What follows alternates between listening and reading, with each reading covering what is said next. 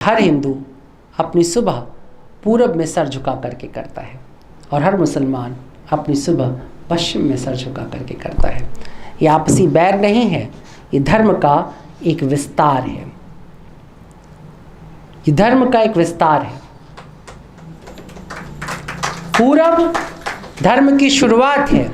हम वैदिक धर्म से जुड़े हुए लोग हैं। हम जानते हैं धर्म जब शुरू हुआ था, हमने पूरब के सूरज को देखा, हमने कहा ओम भूर्भुवः स्वः तत्सवितुर्वरेण्यं भर्गो देवस्य धीमहि धियो यो नः प्रचोदयात्।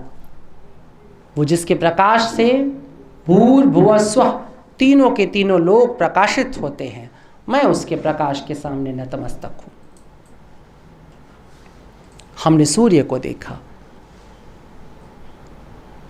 सूर्य की चमक अनूठी थी, आकाश अनूठा था और सूर्य की चमक के नीचे पूरी दुनिया लहलहाती दिखाई दे रही थी। नदी भी दिख रहा था, पहाड़ भी दिख रहा था, पेड़ भी दिख रहा था, सब कुछ दिख रहा था। और जब सब कुछ दिख रहा होता है तो शक्ति और श्रद्धा दोनों का विकेंद्रीकरण हो जाता है। इसलिए बुद्ध कहता था सम्यक दिट्ठी, कम देखो, क्योंकि जितना देखोगे उतना आग्रह, उतना अनुराग बढ़ेगा। पर वैदिक धर्म ने तो पूरी आंखें खोल करके देखा है, चौंक चौंक करके देखा है, क्योंकि दिन में सब दिखाई देता है, सबके सामने झुक गया। लेकिन जब तक पैगंबर मोहम्मद की नजर पड़ती तब तक तो सूरज पश्चिम में जाकर के डूब रहा था, वो खत्म हो चुका था। जरा सी लालिमा बची थी, शाम का झुटपुटा था और इक्कम का चांद निकल गया था। इस्लाम का चिन्ह इक्कम का चांद है, पतला सा चांद।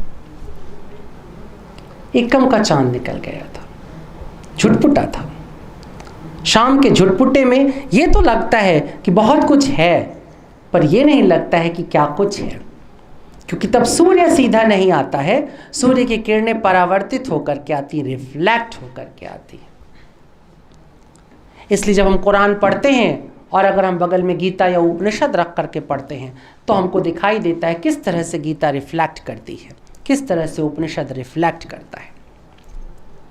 रिफ्लेक्शन वैदिक धर्म का, मोहम्मद ने उस रिफ्लेक्शन को प्रेजेंट किया है और इसलिए वहां पर एकता दिखाई देती है, यूनिफॉर्म दिखाई देता है, क्योंकि शाम यूनिफॉर्म पहना देती है सारी कुदरत को। तुम सुबह जब निकलते हो तो हर आदमी, हर पेड़ छोटे छोटे बच्चों की तरह अपने अपने कपड़ों में नंगा धड़ंगा इधर उधर कूदता फांदता नजर आता है। लेकिन जैसे रात होते ही माँ सब बच्चों को समेट कर एक ही काले कंबल में लिटा करके बंद कर देती है, ठीक वैसे ही कुदरत रात के समय एक ही अंधेरे में सबको समेट देती है। और इसलिए इस्लाम सबको एक बराबर ले आता है, कहता है सब एक बराबर हो जाओ, क्योंकि वो काल जिसमें कि सब एक दूसरे को समझते थे, वो काल जिसके बारे में भीष्म कहता है कि और वहाँ सभी धर्मज्ञ रहते हैं, इसलिए ना कोई दंड है ना कोई दंडित है, वो काल बीत चुका था। अब यहां धर्मज्ञ नहीं रहते थे, पापी रहते थे, धूर्त रहते थे, दुष्ट रहते थे। ऐसे में मोहम्मद के पास कोई दूसरा चारा नहीं था कि धर्म को एक यूनिफॉर्म दिया जाए, एक सिस्टम दिया जाए और सबको एक बराबर होने के लिए बाध्य किया जाए। ये बाध्यता धर्म का एक खंड है। तो इसको हमेशा याद रखना कि कोई भी धर्म इस पूरे विश्व में ऐसा नहीं है जो यदि कोई ईश्वर है तो उसकी इच्छा के बिना चलता है। और जब हमें एक जैसे चेहरे, एक जैसी बातें, एक जैसा भोजन, एक जैसा गीत, एक जैसा वस्त्र नहीं लुभाता है, तो तुम सोचो कि उस ईश्वर को क्या एक जैसा ही सब कुछ लुभाएगा? वो अपने रस के, वो नटराज है, वो नटेश्वर है, वो 16 कलाओं में नाचता है। तो उसमें इक्कम का चांद पहली कला तो है, शुरुआत तो है, अलिफ तो है। इस्लाम उसी अलिफ की बात करता है, शुरुआत की बात करता है। बुद्ध उस पूर्णिमा की बात करता है जहाँ सब बातें ख़त्म हो जाती हैं। मोहम्मद से बुद्ध के बीच का सफ़र उसी उल्टी सीढ़ी की तरह चलता है। बुद्ध पर जाकर के कोई शिरक हो ही नहीं सकता। मोहम्मद से शुरुआत यहाँ से होती है कि किसी के साथ बुरा मत करो। ये मज़ेदार बात है कि मुसलमान शिर्क को फोकस में रखता है और बुद्धिस्ट किसी से बुरा मत करो इसको फोकस में रखता है। ये एक अजीब सा ऑक्सीमोरॉन है, ये अजीब सा ऑक्सीमोरॉन है। लेकिन चांद का खेल एकदम अलग है। एक कहता है शुरू करो, कैसे कह रहा है ना, धर्म की शुरुआत देखो, ऋग्वेद शुरू करता है, कैसे कहता है, कहता है अग्नि तुम पुरोहित हो। ये कहते हुए ऋग्वेद शुरू करता है अपनी बात। हम बात किससे कर रहे हैं? हमने कहा अग्नि, जलती हुई आग, तुम हमारा रास्ता खोलते हो, तुम हमें प्रकाशित करते हो, तुम हमारे नायक हो, तुम हमारे पुरोहित। यहां से हम शुरू करते हैं। गीता कहां से शुरू करती है?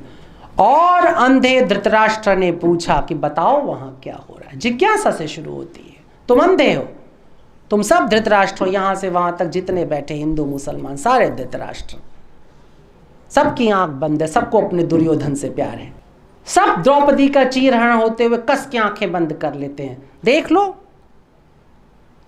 जब कोई द्रौपदी का चीरहरण कर रहा हो कभी देखना तुम, तो जो सबसे शरीफ आदमी होता है उसकी आंखें कस के बंद रहती हैं, बस इसके ऊपर कुछ नहीं होता। और द्रौपदी का चीरहरण तुम्हें देखना है तो कहीं भी जहां 4 लड़के अकेले बैठे हैं तुम चले जाओ, वहां एक द्रौपदी होगी और उसका चीरहरण हो रहा होगा।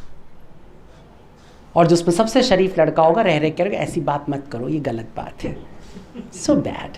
धृतराष्ट्र है, धृतराष्ट्र से दुनिया भर गई यहां से। लेकिन कुरान क्या कह रही है? कुरान कहती है पढ़, और कहती क्या है? शुरू कर। वो सबसे बिगिनिंग जहां से कर रही है वो कहती है बिस्मिल्लाह और रहमान, शुरू कर। बाकी सब बातें छोड़ो, वो कहती है शुरू कर। इसलिए वो इक्कम का चांद है जिसको अभी देख के तुम ईद मना रहे हो।